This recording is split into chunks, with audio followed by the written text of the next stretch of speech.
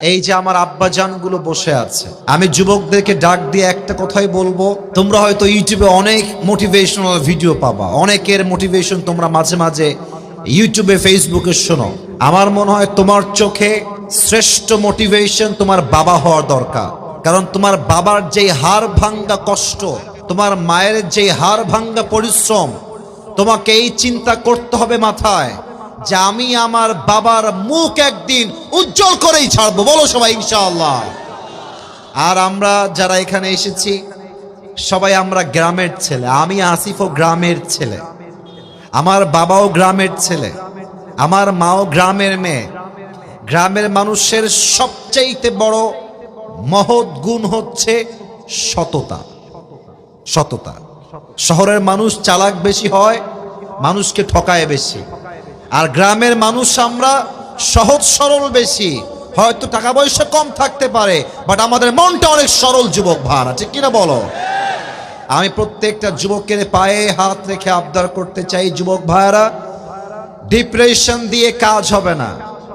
যেই বেডি জীবন থেকে গেছে ওর চাইতে 1000 গুণ বেটার অপশন তোমাকে দিবে ইনশাআল্লাহ। ওইসব নিয়ে ভাবার টাইম নাই। এখন চিন্তা হবে একটা, আমার পুরো জীবনটা যাবে আল্লাহর রাস্তায়, আমার পুরো জীবনটা যাবে নবীর রাস্তায়। যতদিন বেঁচে আছি আমি হারাম কাজে কখনোই যাব না। বলেন সবাই ইনশাআল্লাহ। নাম্বার 1 কথা যুবকদের জন্য। নাম্বার 2, আমার কলিজার টুকরা মুরব্বী আব্বাজান যারা এসেছেন, আমি আপনাদের পায়ে হাত রেখে বিনয়ের সঙ্গে বলবো, আব্বাজান, আমি অনেক মুরব্বীকে দেখেছি চায়ের দোকানে বসে পায়ের উপরে পা তুলে বিড়ি টানে। নাই মনে হয়, তাই না?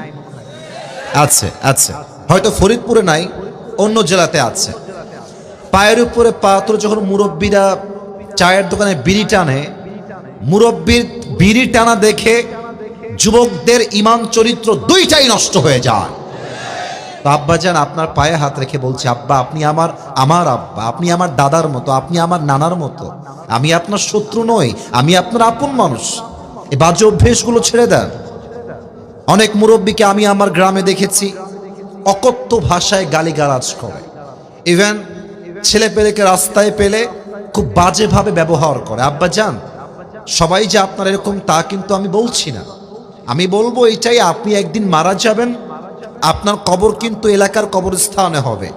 আপনার ব্যবহার হবে এত সুন্দর যে আপনার মৃত্যুর পরে এই ফরিদপুরের প্রত্যেকটা যুবক চোখের পানি ছেড়ে কান্না করবে এবং আপনার কবরের কাছে মন খুলে দোয়া করবে। যুবক ভাইরা, কথা ঠিক আছে কিনা বলো আমাকে?